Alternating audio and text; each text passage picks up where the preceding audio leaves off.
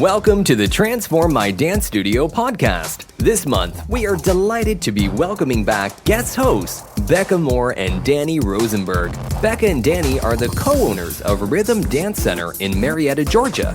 Now celebrating their 27th season, Rhythm is home to 1,100 amazing students. Becca and Danny are known for their always creative and fun approach to dance and carry that over into all aspects of the studio. In this special 8-part podcast series, Confetti State of Mind, Becca and Danny will be sharing their history, business partnership, and overall positive approach to teaching and running a fun, successful dance studio. Hi, everyone. I'm Danny Rosenberg. And I'm Becca Moore. And together we own Rhythm Dance Center in Marietta, Georgia, where we are home to over 1,200 dancers, and we are about to begin our 28th season. In addition to Rhythm Dance Center, we are also the owners and creators of Confetti on the Dance Floor, where we share tons of information, sell creative products, and ultimately hope to inspire dance teachers like yourselves to make dance fun at their studios. So today on our Confetti State of Mind podcast, we are going to talk about a day in the life of us and how we make it happen, because we did a little question on our private Facebook group and also on our Instagram, and we got some suggestions, and this was one of them. So we're just going to try that and see how it goes. So it's kind of funny, like when you talk about a day in the life, because I don't know, I feel like whenever we get anything done, it's more like a week in the life or a month in the life. I don't know. I feel like we don't ever accomplish that much on one day, even though I know we do. But anyway, we're actually winging this today. We're going to just kind of talk, and we don't have a ton of notes prepared. So I don't know if that's going to make a difference or not. We shall see. But when someone said that they wanted to hear about that, we just thought, we should just try to talk about this because we wing it. Like a lot of times, honestly, winging it is probably what we do more than anything. I mean, we do have somewhat of a schedule, but we're pretty good at just figuring it out and making it happen. So we're going to share a little bit of that, and hopefully it's helpful to you and not stressful. I think another thing we've talked about is that, like, for us, and I'm sure for you guys too, we really have, like, it's a formula for how we do things. Like, and we've kind of done things the same way for 28 years. We kind of do the same thing, the same time, summer happens and then our open house happens, and then we prep for fall, and then we plan our show, and then we do our holiday show, and then we order our costumes, and then competition season starts. No one hears from us for 3 months because we're only doing competition stuff. We're getting all that done. Then we resurface, we finalize recital details, we do company auditions, we have our company show, we have registration, we do our regular shows, and then we go into summer. So it's all over again. It starts all over. So I think that that's like it's a good and maybe a bad thing, because I think that we're so used to that formula and the way we've done it that we kind of have a pretty good thing going, I feel like, but we can always change up things that we feel aren't working. But like this year, obviously, we've all been thrown for a loop. So that formula has no longer worked. So I think that this year specifically, we've had a lot more planning and tweaking and figuring out. So, so here we are. That's where we are right now. But what we're going to talk about today, just really like during a regular season when we aren't in quarantine per se, what we do. So we're going to start out talking about our weekly schedule, and then we'll just kind of go from there and see what happens. So Danny, you want to start with Monday? We'll start with Monday. Every day is a work day when you own your own business, but Monday is a huge work day for us. We start every single Monday. Becca and I start talking earlier in the day, first thing off in the morning, to prepare for our staff meeting. And we have a staff meeting every single Monday, usually around lunchtime, with our key staff that works around the clock with us.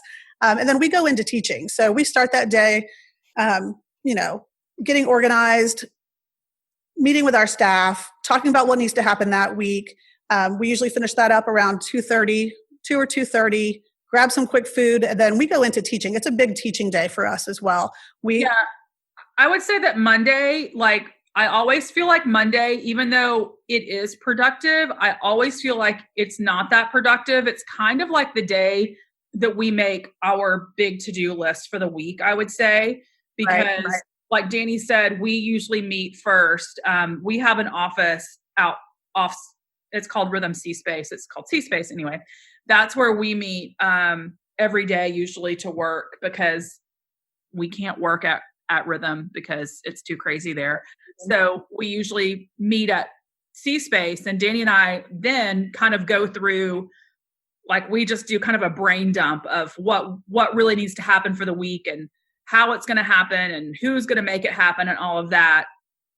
And then we go to the studio for our staff meeting. Usually, sometimes they come to C Space, but more recently we just go to the studio because some people are already teaching or there to teach. So it's just more convenient for them. And we have how many people, Danny, at our staff meeting usually? There's 7 of us at every Monday staff meeting. Yeah, there's 7 of us. And kind of what we do, we use the project management software Basecamp. That's what we use. I know there are so many options, and we actually just had this conversation with a friend last week. There's so many different options. I think that you need to find what works best for you and your staff. But I do recommend a project management software tool because it's just kind of a place where everything can be, and you can go there. We've honestly gotten really good at Basecamp. We have Basecamp. It allows you to create like a different Basecamp for all kinds of different projects. So we have one for our Monday staff meetings. We have one just for all of our staff, like all 20 something, 30 something staff members are in it. We have one for Confetti on the Dance Floor. We have for our recitals, for our show planning. You can create a Basecamp for almost any project that you're doing, which is what we do. And we probably have too many, but it's just a great place to keep everything organized. We have to-do lists in there. We can assign to-do lists. So that's great. During that Monday staff meeting, Shelly's definitely taking notes during the entire meeting, and she plugs it all into Basecamp. And the minute that meeting is over, we all get a notification from Basecamp that everything's been organized. Really fast at it, like really fast. So fast. Like it's funny because if for some reason Shelly can't be there and like Krista has to take the notes or something, Krista's always like, "Oh, great. I'm not going to be able to do it as fast as Shelly."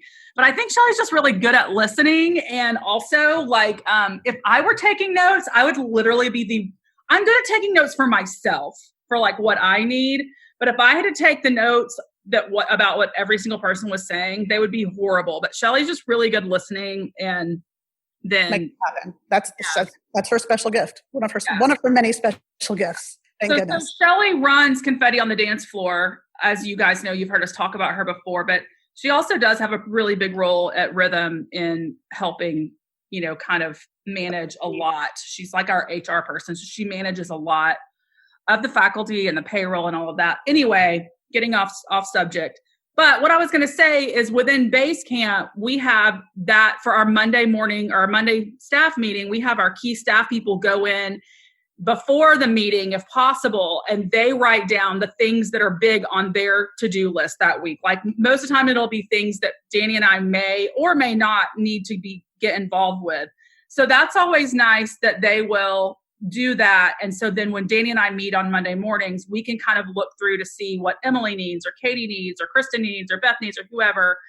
And that way we're better equipped when we go to the staff meeting to kind of know. So it's basically like a little agenda, but it's not an official agenda.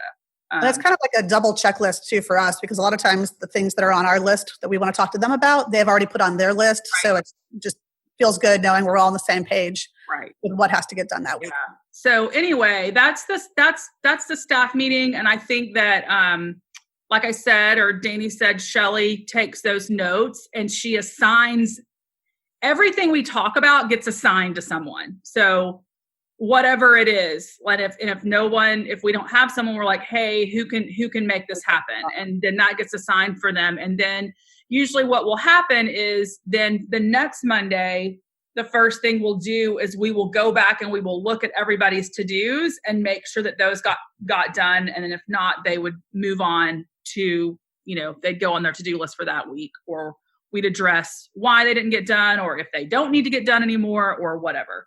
Yes. So that's Monday. And for Becca and I personally, that's a big teaching day for us. So once we go into teaching in the afternoon, we're teaching till 9:30. Yeah. So like I said, Monday definitely, to me, while it is a productive day, it never feels like I really get anything done. Like I feel like I can't really cross anything off my list, but it's obviously important stuff because it's a staff meeting, which is very important, and it's teaching all of our classes, which are obviously very important. So I am getting things done, but I just always feel like, I need to get to Tuesday so I can actually get stuff done. Yes. More things than just the two big things on Monday. Yeah. So moving on to Tuesdays. Tuesday, we've tried really hard last year to look at Tuesdays as a big confetti day. And we sort of let our staff know that obviously if they need us for anything, they can reach out to us. But Tuesdays are going to be a big confetti day. I will say also sorry, Danny. Okay. Before we had confetti on the dance floor, Tuesdays for forever have been an admin day. Danny and I will call it an admin day. Like we don't go to the studio. We haven't scheduled ourselves to teach. So like a lot of times if we show up at the studio on a Tuesday, people will be like, why are you guys here? Or if something horrible happens, guess what day it happens? Always happens on a Tuesday. It happens on a Tuesday. Never fail. Never fails. But so Tuesdays forever has been like an admin day for us. So then when we started confetti on the dance floor, it became a confetti day. Confetti day. It's a day that we work with Shelly. We try to work with Shelly all day if we can. Sometimes it's on the phone. Usually it's on the phone or over a Zoom call. We're all really good at that now. But sometimes she'll actually come to Atlanta because she actually lives a little bit south of Atlanta and works remotely. But sometimes she'll come up to Atlanta and we'll work with her on Tuesdays and even Wednesdays if we have a big project we're working on. But we really do try to focus on knocking out as many confetti projects as we can on Tuesdays. And usually it's a big like Q&A. It's like Shelly asking us 8 billion questions. What do you want to do about this? How do you want to do this? What do you want to do about this? Did you still want to do this? She comes to that meeting as soon as we see her on Tuesday or talk to her. She comes prepared with a long list that she doesn't tell us about it all until that day, which is fantastic. Yeah, because if she starts telling us about it, then our brains go to other places. So she knows how we roll. I also think that she's, like I said earlier, she's a really good listener. So like she will, like, let's say we still need a whole Camp Confetti storyline. Like we will get on the phone and we will just talk it through. Like we will throw out ideas and come up with storylines and activities. And basically it's like a brain dump, like a creative brain dump. And Shelly will take everything that we say, and then she will go back and she will write the story, write the camp. So if any of you guys have ever bought a camp from us, like that's how it happens. That's how it happens. Shelly writes it all. And then we go back and we may say, oh, that doesn't sound right. Or no, this would not happen. Like we need to change it to this, or we need a different activity here, blah, blah, blah, whatever. So we do a lot of that on a Tuesday. So Tuesdays is just a big confetti day, unless we have a giant rhythm project going on, then it just becomes a rhythm day. So whatever is at the top of the list of priorities, it becomes that day. But we really try to keep it Tuesdays as a confetti day. And we usually start our day around 11ish, but we end up working late into the evening because that's what we do, whether we should or not. That's how we roll. But it's a pretty big day to get as much done as we can with Shelly, so she can feel like she's accomplishing things. So for Wednesday, Beck and I currently don't teach on Wednesdays either. So Wednesday is a big studio work day for us. Obviously we can overflow with confetti stuff, but we try to focus on scheduling and emails and marketing, upcoming events. Really anything that was put on our list from the staff meeting on Monday, we try to focus on Wednesdays. Because we know we don't have to be in the studio to teach. We can be at the studio to do stuff, but we usually work from our office, preparing choreography, finding music, having music edited, meeting with our accountant, all the things that it takes to run a dance studio, figuring out your theater and vendors and costumes, all of that kind of stuff. It usually happens on a Wednesday. And again, it gets carried over to other days as we need it to, but we know that that's a designated day, that no one's expecting us to teach anything. Shelley's usually working on what we've talked about from Tuesday. So it's kind of a catch-all day for us. Yeah. And it's funny, it's called a catch-all day. It's not really, it's really like a how to run a dance studio day. All the things you have to do to run a dance studio. I feel like there's little pockets of every day that happens. I always say that the biggest thing that we do is problem solve as dance studio owners, or really any leader in general. You're a problem solver. And so before we can have our meetings and cross things off our list, we usually have to solve a problem. So that usually, obviously, that jumps on everybody's list ahead of time. But Wednesday is that day where the things that people don't all the behind the scenes things they don't see happen, the things that magically appear, I guess, on Wednesdays sometimes. I mean, in all reality, those things happen every single day of the week, like Becca said. And there's sometimes, we try to focus that day on those type of things. And if we can schedule specific meetings for for Wednesdays, we really do try to do that. But if something comes up and we have to do it another day, we just wedge it in and figure it out. Not everybody, not all our accountants and our costumers are not always going to fall in line with our perfect schedule. So we make it work, but that really is a big work day for us for the studio. Moving on to Thursday, that day we are usually at the studio, or at least this past season we taught on Thursday. So we're usually back at the studio that day. And I would say that's a big rehearsal day for us as well, like for our performing company, for our Edge performing company. So we're there a lot for rehearsals. The big day before competition, when we have our spirit sesh, we're always there for that for Edge. We usually would do like a check-in with Krista at the front desk just to make sure she's all good to go. We just really show our faces at the studio. And like, we always say that when we're at the studio, it's kind of like customer service. We never plan on really being able to get a lot of things on our to-do list crossed off on that day. Because if we're at the studio, we're usually chatting. We're usually in the lobby. If we're not teaching or in a rehearsal, we're in the lobby and we're talking to parents, and it's okay because I think that's really good. I think that's important. It needs to happen. They need to know that we're present and communicating with them, even on a personal level. But what I was going to say about Thursday also is we do work late into the evening on Thursdays, like most dance teachers do. We're there till at least 9:30, but we usually do start our day earlier at our office.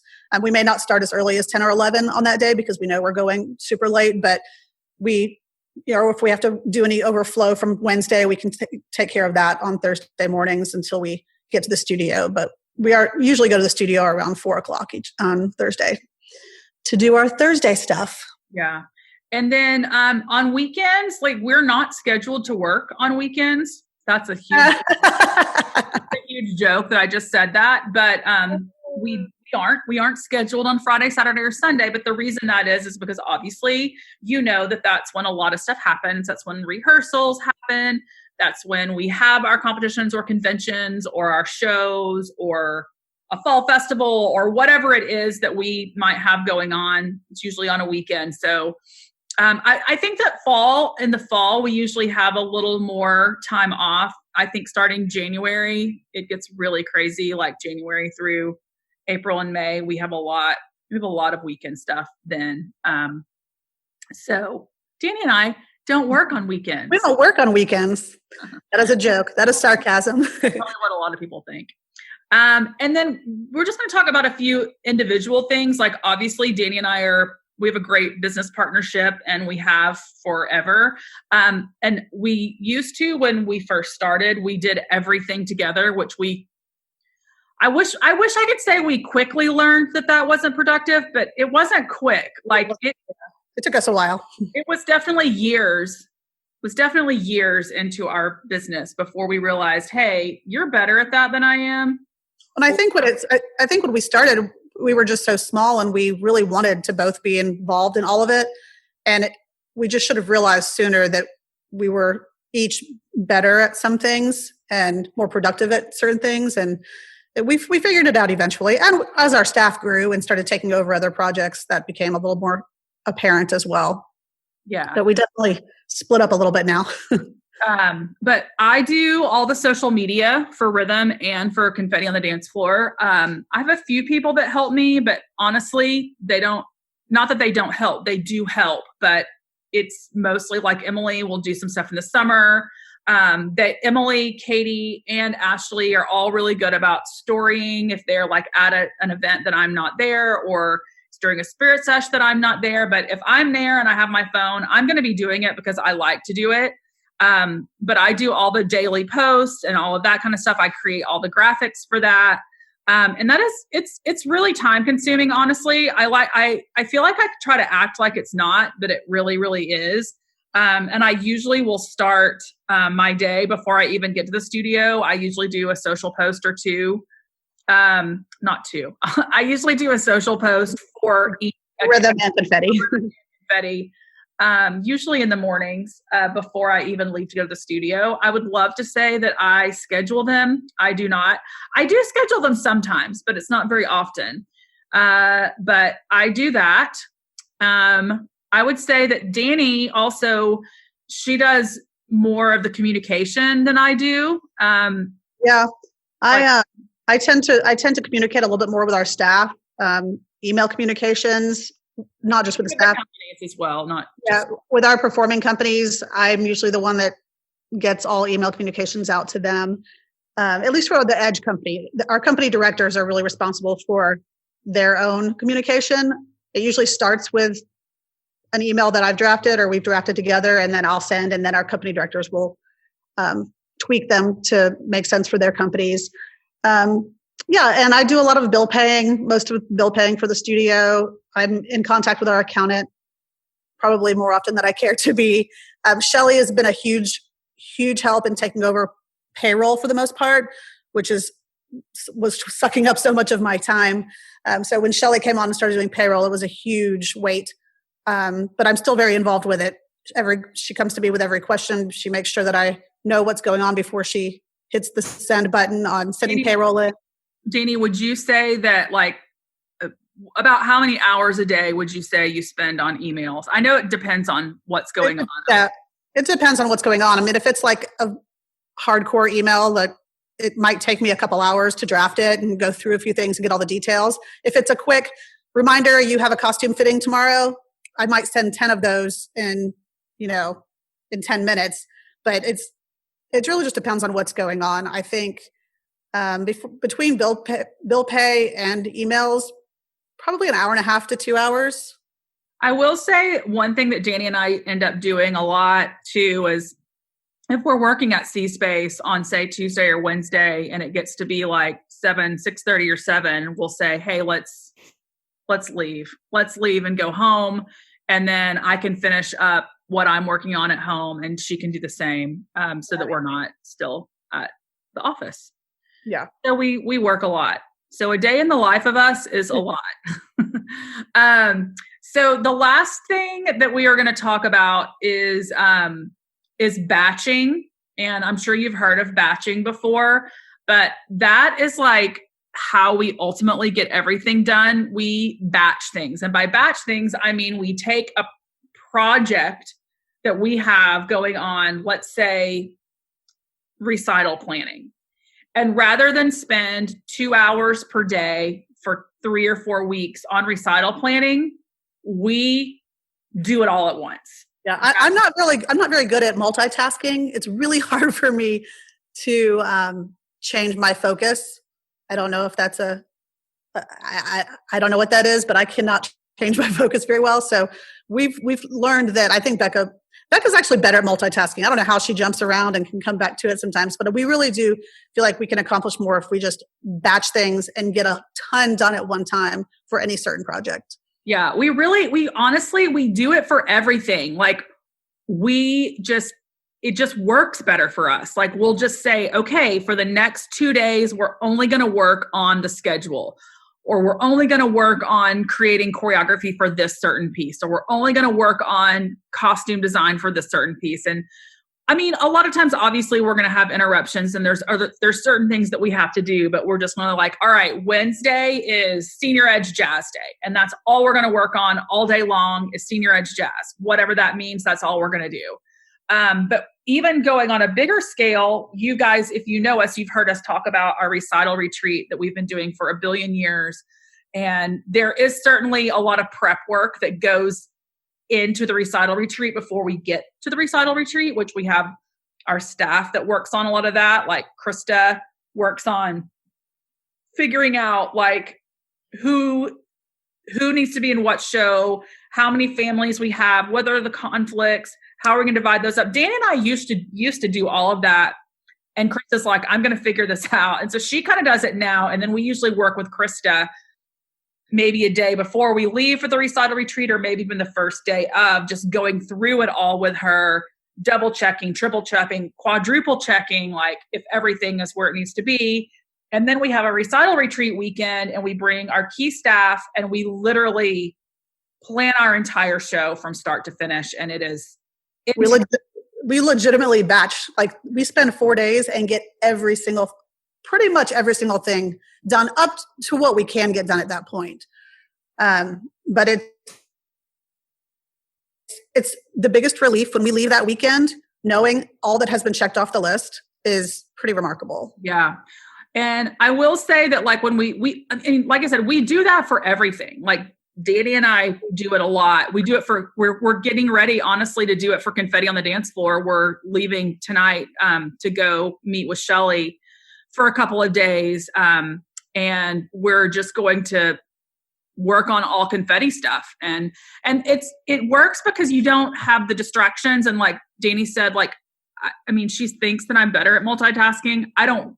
She fakes it better, maybe. But maybe it's just because my brain jumps more than her brain jumps. It's not really that I'm better at it. My brain just jumps around. Her brain does jump. And when she jumps to something else, she's really excited about it. And then I probably look like I'm going to cry. Yeah. Like, can we focus on one thing at a time? But I really do. I actually enjoy batching. It actually makes me feel more productive because I always feel really overwhelmed when I know we have like a really big project coming or a really big thing that's on it's just been like, it's like that big thing that's been sitting on your to-do list for so long. And to me, spending an hour on one tiny part of it, it doesn't make me feel better. It just doesn't. Like, it honestly makes me feel worse because I go into the project for an hour and I realize how big it is. And I'm like, oh my gosh, like we have to get this done. We have to schedule 2 days to work on this. And so we've kind of been doing that for a while, and we do it a lot. We do it with our schedule.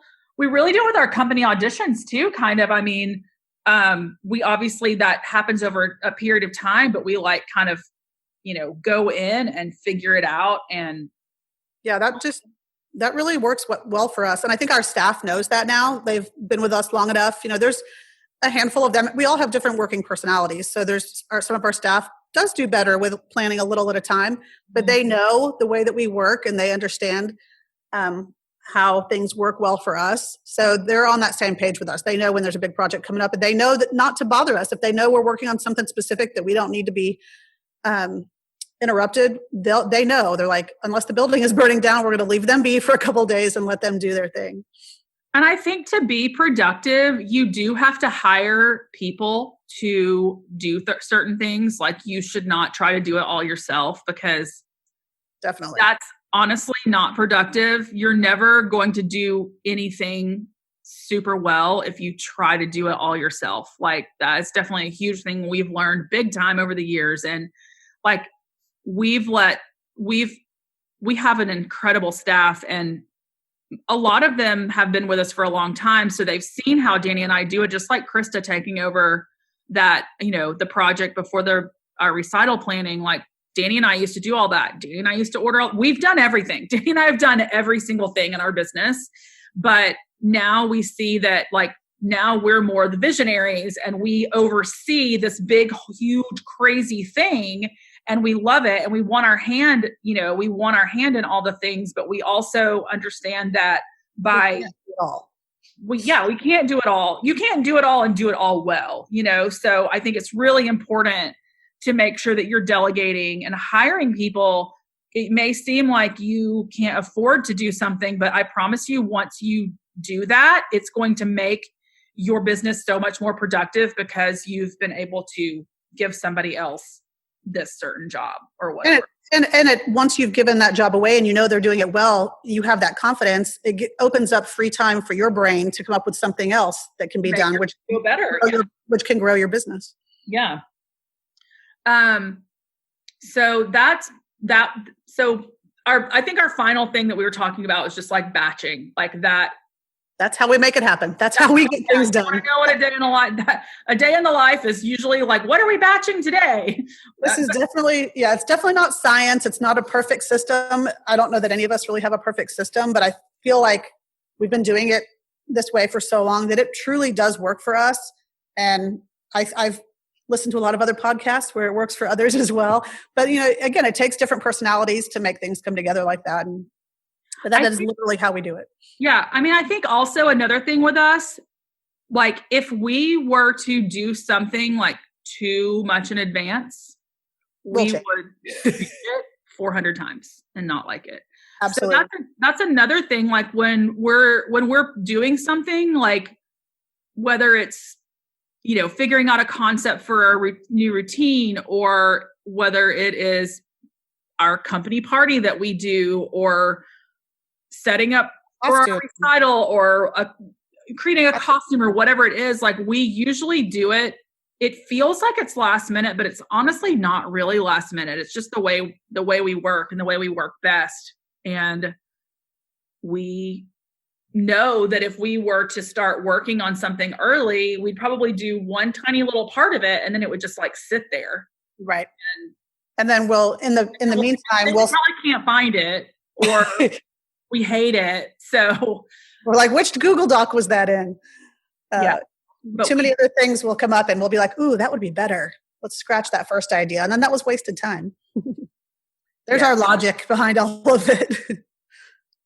So just to do a little recap of what we talked about, here are some of our, top tips for getting things done, or how we get things done. Number one would be to set a weekly schedule that works for you. Just like we talked about, how it's very loose, but like, Monday is our big staff meeting day. Tuesday is a confetti day. Wednesday is a big admin day for rhythm. And then Thursday, we're usually back in the studio in some way. That's our rough schedule that we use every week. It certainly changes, but we do have that, and everybody knows.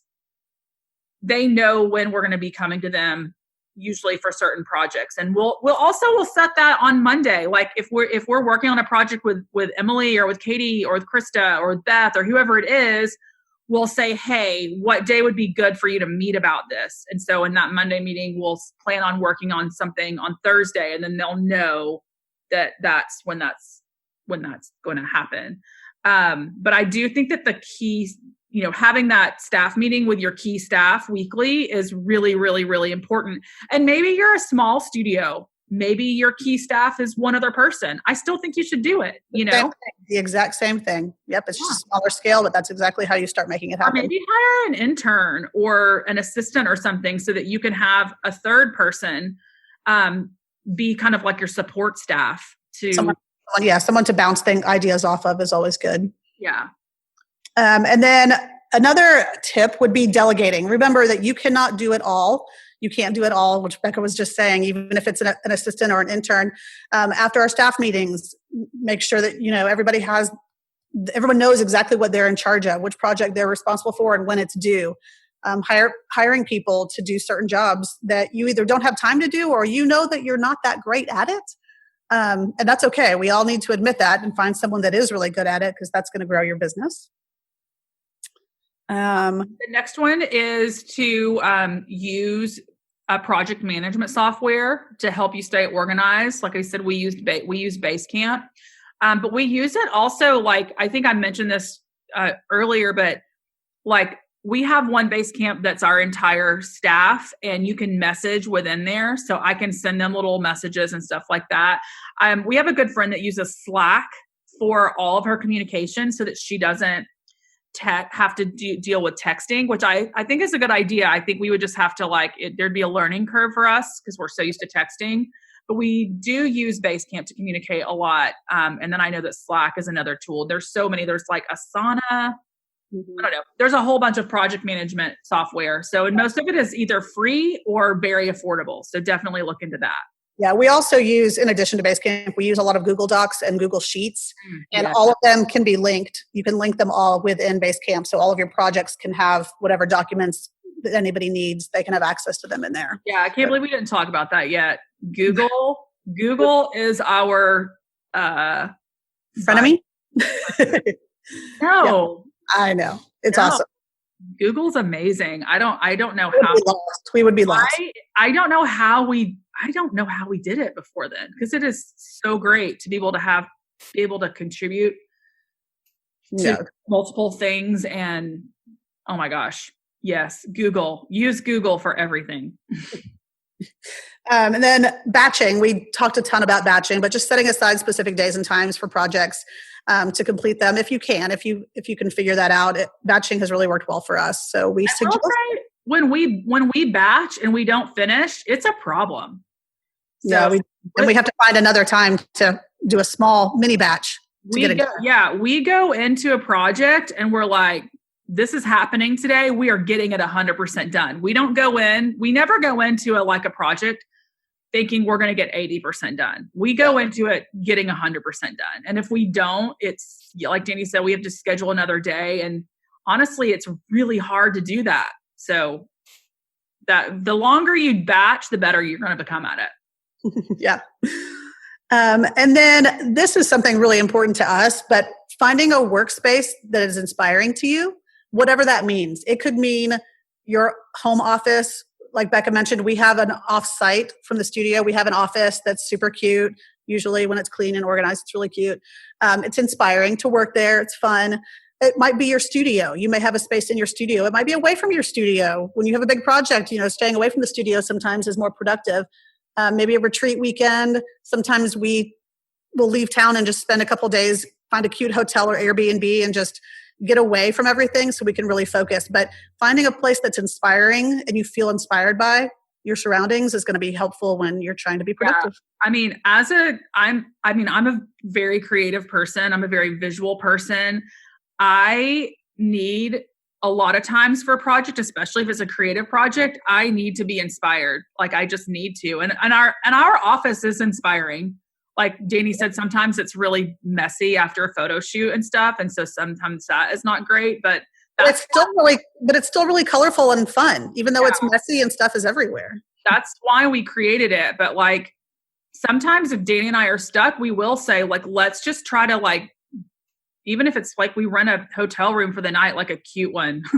That sounds weird maybe, but it is something that it works for my brain. And also I just think being in a very neutral space sometimes is good because, if you're working at your office, you're looking at the same thing all the time. If you're working at home, you're looking at the same thing the whole time. And there's nothing wrong with that. But sometimes getting out of those surroundings that are so common to you is going to be something that's going to inspire you the most. I definitely get so many of my best ideas when I'm traveling or shopping or whatever it is. And then sometimes too, maybe you just go to a cute coffee shop for the day and you work.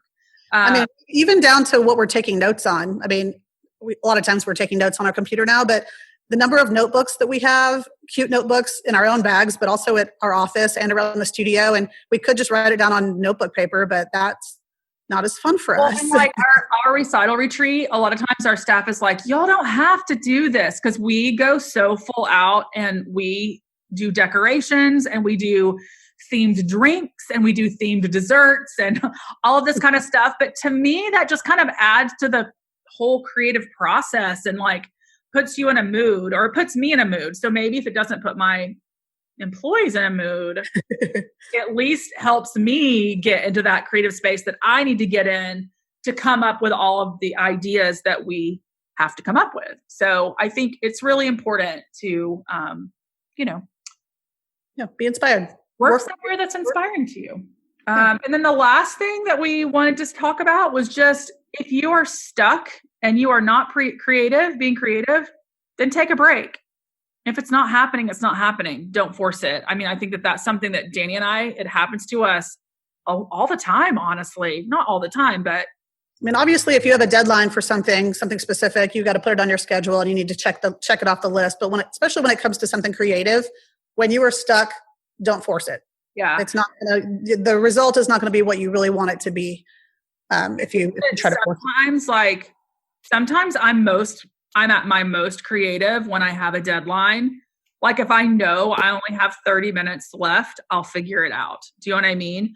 But if I'm starting the day and I have 8 hours and my brain is tired and not working, then a lot of times we'll just say, okay, let's move on to a different project today, or let's move this project to next week. Obviously it's not happening or whatever. So sometimes that's just a thing, you get stuck and you have to take a break.